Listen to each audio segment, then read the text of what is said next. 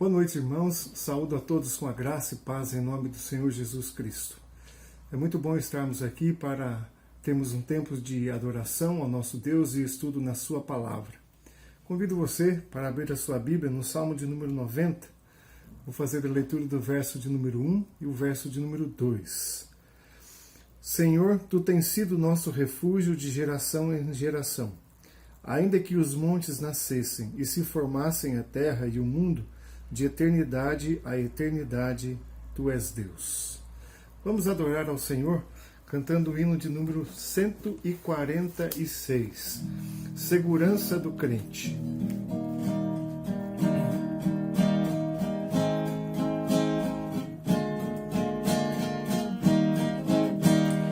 Oh, quão preciosa e rica promessa de Jesus Cristo, celeste Rei, ao que confia na sua graça, diz Ele: nunca te deixarei. Oh, não temas, oh, não temas, pois eu contigo sempre serei.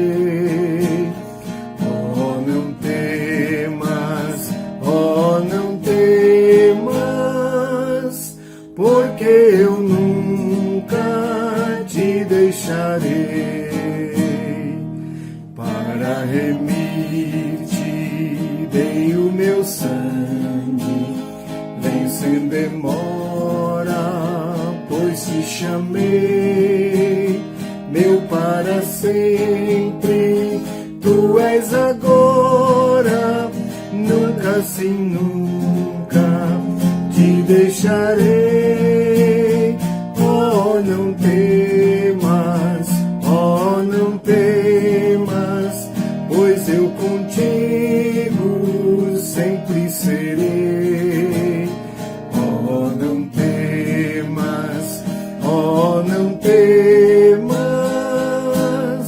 porque eu nunca te deixarei. Ainda que indigno foste escolhido, jamais vaciles, porque eu te amei. Quem dos meus braços pode arrancar-te? Sempre seguro te guardarei. Oh, não temas, oh, não temas, pois eu contigo sempre serei. Oh, não temas, oh, não temas, porque eu nunca te deixarei. Vamos orar? Pai amado, muito obrigado por essa certeza que o Senhor nunca vai nos deixar. Embora temos passado momentos difíceis, pedimos que o Senhor continue conosco, com cada irmão onde quer que esteja, na sua casa, aqueles que estão precisando sair ao trabalho, Senhor, os nossos afazeres, que o Senhor possa estar guardando a cada um. Sabemos que o Senhor está conosco em qualquer situação. E agora, nesse momento de estudo da Tua Palavra, pedimos que o Senhor fale aos nossos corações, com cada um, onde quer que esteja. Sei com a vida do Marco, que vai estar dando a palavra, Senhor, para que ele seja inspirado pelo Teu Santo Espírito. Amém. Em nome de Jesus. Amém. Amém. Obrigado, Mara. Quero convidar você a abrir a sua Bíblia no livro de Êxodo, capítulo 32.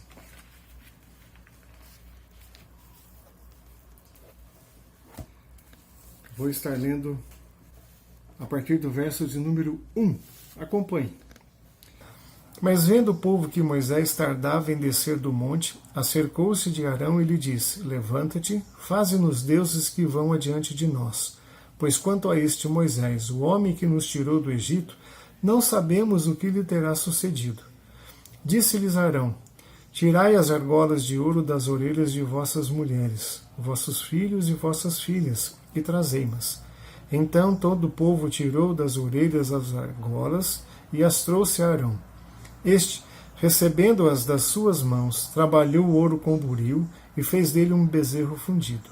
Então disseram: São estes, ó Israel, os teus deuses, que te tiraram da terra do Egito. Vamos orar? Obrigado, Senhor, por esse momento de meditação na Tua Palavra. Que Teu Espírito Santo nos edifique, que possamos aprender dela e aplicar em nossa vida. Oramos em nome de Jesus. Amém. Quero trazer para você o contexto dessa época do povo de Israel. Voltando ao capítulo de número 24, nós vemos a aliança de Deus com o seu povo. Deus dá uma série de orientações a Moisés, para ele subir ao monte com Arão, Nadab, Abiú e mais 70 anciãos, para adorar ao Senhor.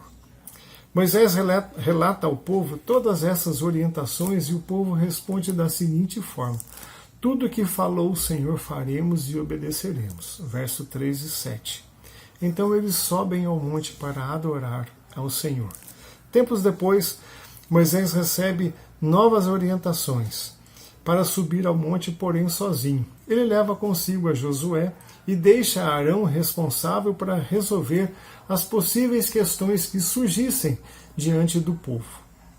Moisés então sobe e fica ali 40 dias e 40 noites. Vemos aí então a questão da quarentena. Estamos acostumados, habituados, vivendo intensamente uma situação de quarentena. E foi essa a experiência que também Moisés teve subindo ao monte, ficando ali 40 dias e 40 noites. O que eu quero compartilhar com vocês é que nesse tempo de quarentena nós podemos tirar lições para a nossa vida. Capítulo 25.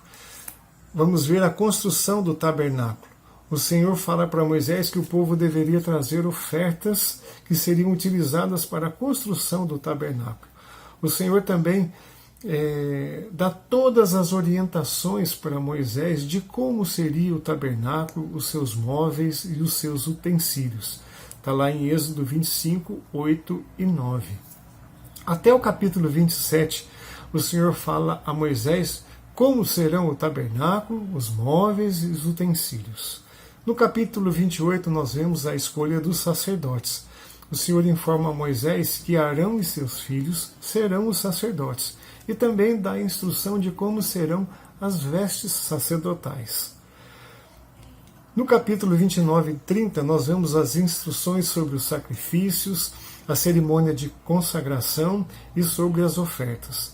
No capítulo 31, vemos a respeito dos artífices, aqueles que irão construir o tabernáculo. E chegamos no capítulo 32, onde vemos a história do bezerro de ouro. A cena que podemos visualizar é o povo entendendo que Moisés estava demorando demais. Então eles resolvem procurar a Arão. A proposta apresentada a Arão era para a construção de um Deus que vá adiante deles. Arão havia sido incumbido por Moisés de resolver as questões do povo. Mas eu entendo que a decisão de Arão, concordando com a proposta do povo de construir um bezerro, certamente não era a decisão esperada por Moisés.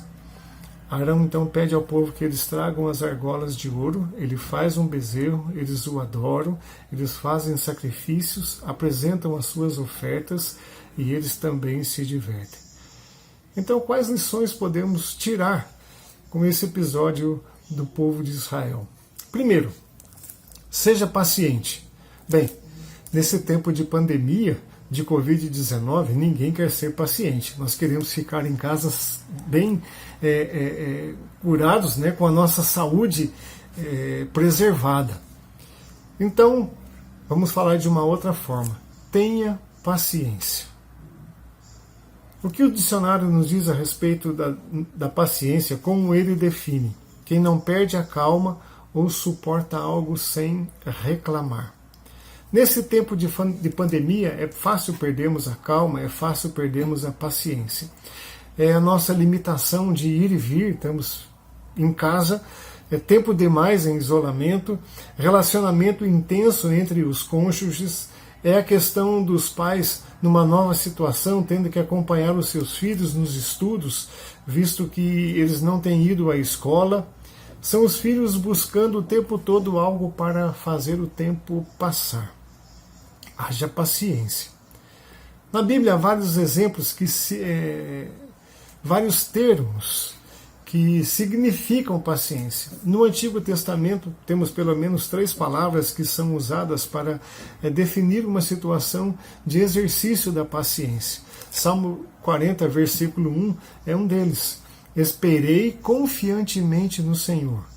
Ou seja, pacientemente aguardei a resposta do Senhor. No Novo Testamento, nós vemos pelo menos 4 termos gregos que são traduzidos por paciência. E um deles indica a qualidade de alguém em suportar um sofrimento prolongado ou uma intensa provocação, ou seja, é a qualidade de ser longânimo, tardio em irar-se.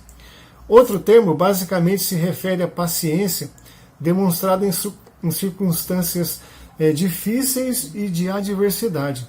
Esse termo foi utilizado por Tiago quando ele se refere a Jó, explicando que ele resistiu às aflições que o atingiram. Jó, Tiago capítulo 5, versículo 11. O apóstolo Paulo ele vai utilizar 2 termos também que também falam sobre e que definem a paciência. Um deles expressa uma atitude bondosa, conciliadora, flexível, razoável e abnegada. 1 Timóteo 3, 2, 3. O segundo, literalmente fala sobre suportar ou resistir sobre o mal. 2 Timóteo 2, 24. Se a paciência pode proporcionar grandes benefícios, a impaciência ela pode trazer uma série de problemas. A falta de paciência sempre leva alguém a grandes prejuízos, além de ser grande causa para o surgimento de discórdias, demonstrações de iras e dissensões. A Bíblia também nos traz exemplos de impaciência, exemplos de falta de paciência. A história de Sara. A história de Sara é um bom exemplo para nós. Deus havia prometido a Abraão que Sara, sua esposa, mesmo na velhice, lhe daria um filho. Porém, devido à impaciência, Sara resolve de uma outra forma e oferece a sua serva Agar para Abraão para que ela gerasse um filho. Essa atitude impaciente trouxe desdobramentos ao povo que dura até o dia de hoje. Quando Paulo fala aos Gálatas sobre as práticas pecaminosas da velha natureza humana, ele relaciona uma sequência de vícios, os quais são intimamente ligados uns aos outros, como inimizades, porfias, iras, pelejas, dissensões e facções. Gálatas 5, 21.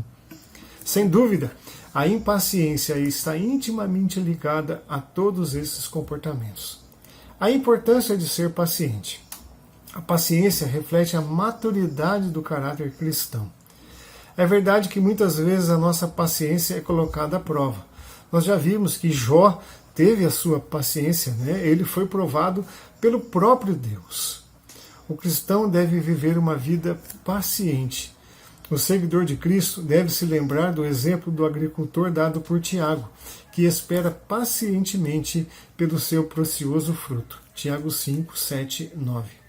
A segunda lição que podemos aprender. A primeira, tenha paciência.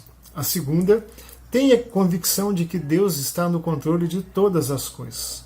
Até aquele momento, Deus havia cuidado, conduzido, preservado o povo, como nós vimos e como nós conhecemos a história. O Senhor deu várias orientações a Moisés e o povo respondeu daquela forma: tudo quanto o Senhor falou, nós vamos obedecer e vamos cumprir. Capítulo 32, verso 1. Mas vendo o povo que Moisés tardava em descer do monte, acercou-se de Arão e lhe disse: levanta-te, faze-nos deuses que vão adiante de nós. Pois quanto a este Moisés, o homem que nos tirou do Egito, não sabemos o que lhe terá sucedido. O homem que nos tirou no Egito. Que visão equivocada do povo. Moisés não tinha a menor condição de ser o homem preparado, e ninguém tinha essa condição para tirar o povo do Egito. Na caminhada do povo pelo deserto, certa ocasião, o povo sentiu sede. E Deus disse a Moisés que ele deveria falar com uma rocha e que dela sairia água para saciar a sede do povo. Moisés estava vivendo uma situação onde ele estava irado. E ao invés de falar com a rocha, ele bateu nela com uma vara. A água verteu, porém era uma água amarga, imprópria para o consumo. Essa atitude de desobediência e impaciência de Moisés fez com que ele não entrasse na terra prometida. Moisés, por essa e por outras razões, ele não tinha a menor condição de ser o homem que tirou o povo do Egito. O povo não tinha ainda entendido, não havia compreendido, que quem havia tirado eles do Egito foi o próprio Deus. Foi Deus que endureceu o coração de Faraó, que resultou na liberação do povo do cativeiro. Foi Deus que durante o dia colocou uma nuvem e à noite uma coluna de fogo para proteger o povo na caminhada pelo deserto. Foi Deus quem abriu o Mar Vermelho e fez o povo passar a pé enxuto e depois destruiu o exército de Faraó. Foi Deus que providenciou o maná e as codornizes lá no deserto para o povo poder se alimentar. Uma vez perguntaram a um seminarista em seu exame após a conclusão dos seus estudos no seminário: se exigissem de você ficar apenas com um dos atributos de Deus, qual você escolheria? A resposta dele foi certeira: com a soberania de Deus. O fato de saber que Deus tem o controle absoluto sobre todas as coisas me dá segurança e paz. Muitas vezes achamos que fomos abandonados por Deus. Não conhecemos e também não entendemos a sua vontade, mas é certo que Ele sempre está no controle de todas as coisas. Moisés havia saído para um lugar onde o povo sabia. Ele havia subido ao monte. O seu lugar não era um lugar incerto. Ele estava na presença de Deus. E o povo sabia disso. Portanto, o povo deveria saber que Deus estava no controle de todas as coisas. Tudo que acontece em nossa vida está sob o controle do nosso Deus. O interessante é que, passado apenas 40 dias, o povo se esqueceu do compromisso assumido com o Senhor e vai em busca de outro Deus, para que eles pudessem adorar. Deuteronômio capítulo 8 é a exortação para que o povo tivesse na memória as ordenanças e um resumo histórico de que Deus, e somente Ele, os havia libertado do Egito, guiado e conduzido o povo pelo deserto. Não foi o braço forte de ninguém que resultou em sucesso ou prosperidade, pois é Deus quem dá força ao homem. A partir do verso 11, o texto vai nos dizer o seguinte: guarda-te e não te esqueças do Senhor teu Deus, não cumprindo os seus mandamentos, os seus juízos e os seus estatutos que hoje te ordeno, para não suceder que, depois de haver construído as suas casas, depois de haver adquirido e aumentado o teu gado, aumentado o teu ouro e a tua prata, não digas, pois, no teu coração, se esquecendo do Senhor teu Deus: a minha força e o poder do meu braço me adquiriram essas riquezas. Antes, te lembrarás do Senhor teu Deus, porque é Ele que te dá força para adquirir as riquezas, para confirmar a sua aliança, que sob juramento prometeu a seus pais, como se vê no dia de hoje. Então aqui Deuteronômio capítulo 8, versos 17 e 18. Terceiro, a nossa proposta sempre será inferior à proposta que Deus tem para a nossa vida. Por mais inteligência, capacitação que podemos ter, podemos fazer planos e projetos, mas sempre será Deus quem permitirá ou não a realização desse projeto. Façamos um Deus para que o adoremos e que siga diante de nós. Esse era o projeto do povo. Um projeto imediatista e que desprezou o compromisso feito. Tudo que o Senhor falou, faremos e obedeceremos. Depois disso, perguntou Moisés a Arão: que fizeste a este povo, que trouxeste sobre ele tamanho pecado? O projeto elaborado pelo povo, aos olhos de Deus, foi um grande erro. O povo cometeu um terrível pecado. O que aconteceu com o projeto do povo? O projeto do povo sucumbiu. Mesmo depois do bezerro pronto, ele virou pó. Êxodo 32, capítulo 20, vai nos dizer isso. Há caminho que parece direito ao homem, mas, afinal, são caminhos de morte. Provérbios 16, versículo 25. Capítulo 32, verso 28, vai mostrar que, devido a esse pecado, uns 3.000 homens morreram. Olha só a consequência dos nossos projetos equivocados, daquilo que fazemos sem a orientação do nosso Deus. E qual foi o projeto de Deus para o povo? E me farão um santuário, para que eu possa habitar no meio deles. Segundo tudo o que eu te mostrar, para modelo do tabernáculo e para modelo de todos os móveis, assim mesmo o fareis. Êxodo 25, 8 e 9. O projeto de Deus foi completo. Não havia nada que demandaria decisão ou preocupação para a construção do tabernáculo. Do capítulo 36 ao capítulo 39, há o registro da construção do tabernáculo. E a cada parte do texto nós podemos ver a seguinte expressão: fez, fez, fez. Todos os passos da construção do tabernáculo nós vemos aqui registrado. No capítulo 39, verso 43, diz o seguinte: viu, pois, Moisés toda a obra, e eis que a tinha feito segundo o Senhor havia ordenado. Assim a fizeram, e Moisés os abençoou. Em nossa vida, Deus age da mesma forma. Ele sempre vai ter o melhor para nós, mesmo que a solução de Deus nos desaponte. Creia nisso. O Senhor está no controle. E, acima de tudo, é necessário obediência. 1 Crônicas, capítulo 14, verso 8 a 17, relata sobre a derrota dos filisteus. Davi havia sido ungido um rei, e os filisteus ficam sabendo e subiram contra Davi. Davi busca a presença do Senhor e pede orientações de como ele deveria guerrear com os filisteus. Deus dá toda a estratégia a Davi. Davi obedece e alcança a vitória. Novamente, os filisteus se levantam contra Davi. Davi não vai pela sua experiência. Novamente, ele busca a presença de Deus e pede orientação. Deus lhe dá uma nova estratégia, uma nova maneira de agir. Davi obedece e ele sai vitorioso. A gente vê aí a importância da obediência.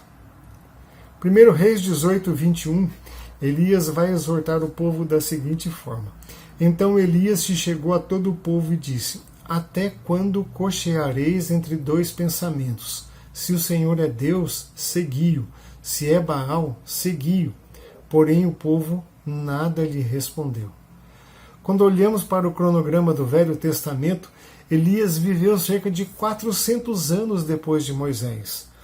Passado todo esse tempo, o povo não havia entendido ainda o desejo de Deus de se relacionar com o seu povo de uma forma com que o povo o obedecesse.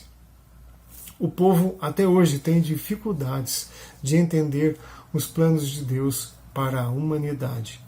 João capítulo 14, 16, 17 diz assim: e eu rogarei ao Pai, e ele vos dará outro Consolador, a fim de que esteja para sempre convosco, o Espírito da verdade, que o mundo não pôde receber, porque não o vê nem o conhece.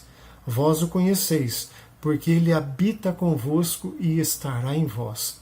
Assim como Deus queria construir o tabernáculo para habitar no meio do povo, depois da vinda do Senhor Jesus e a sua subida ao céu após a sua ressurreição, o Espírito Santo veio. E nós sabemos que ele habita no nosso meio, habita na nossa vida. Provérbios 16:1 diz assim: o coração do homem pode fazer planos, mas a resposta certa dos lábios vem do Senhor.